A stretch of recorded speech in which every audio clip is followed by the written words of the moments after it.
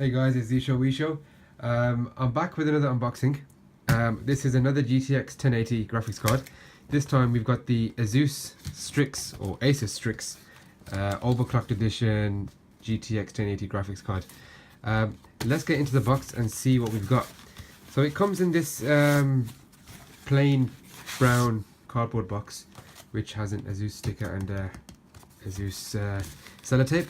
So let's take the actual card out of the box, and there's the box itself. So you can see it's a Strix gaming graphics card, GeForce GTX 1080. It's the usual stuff on there. So as you can see, it says the OC edition, overclocked edition, 8 gig of GDDR5X memory, Republic of Gamers logo there, and this one has aura lighting. So fan side down, it's got lights on there, LED lights, which you can control, and it also has a backlit backplate. Sorry. Alright, let's get into the box and see what we get inside. So while I'm doing this, I'll just let you know that in the previous video, I unboxed a Founders Edition, MSI Founders Edition GTX 1080, and I had that in a Node 202 fractal design case. I've since got rid of that case, mainly because of cooling issues. It wasn't the right case to have a high-end graphics card inside it. I think it's more designed to have a sort of nano-sized card. So yeah, we can go through that more once we get this card inside my new case, which I'll show you as well. So we've got a box within a box within a box. This is the Strix branded box, and it's just plain black, white Strix logo with a red background. Open it up, and we have Asus In Search of Incredible. I think this thing lifts out. Yep, and in here we should have some adapters, maybe some 6-pin adapters, and maybe display adapters. I don't know. Let's get into it. I don't like ripping boxes, so I'm quite careful with this kind of stuff.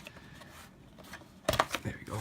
Yep, so we've got 2 6-pin connectors to the 8-pin connector, and I think this card takes 2 of them. Also got some Velcro straps in there, and the drivers, which I'm sure everyone just downloads off the NVIDIA website. Oh, I think that does include the Aura lighting software controller as well. Let's just have a look there and see.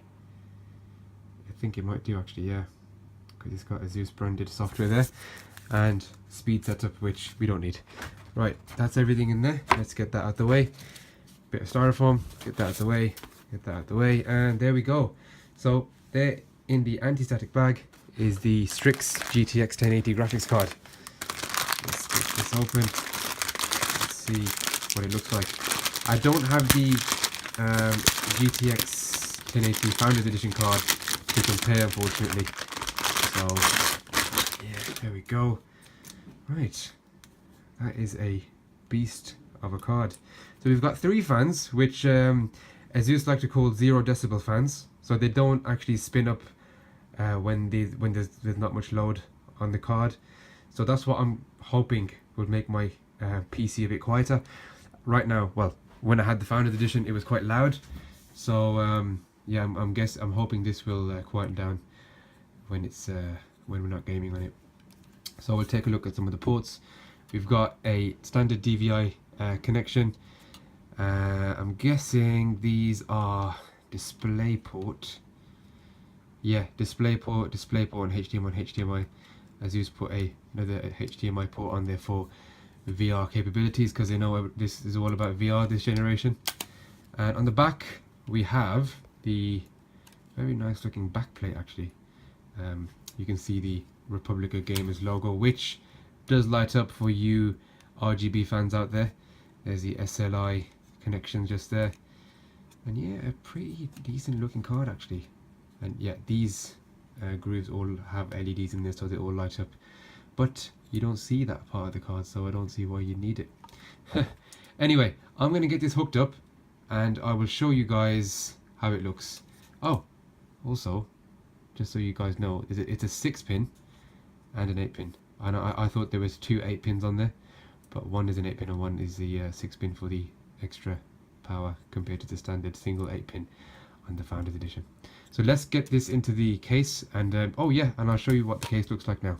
So as you can see, I've got the NZXT or NZXT for my UK friends. I've got the NZXT Manta ITX case.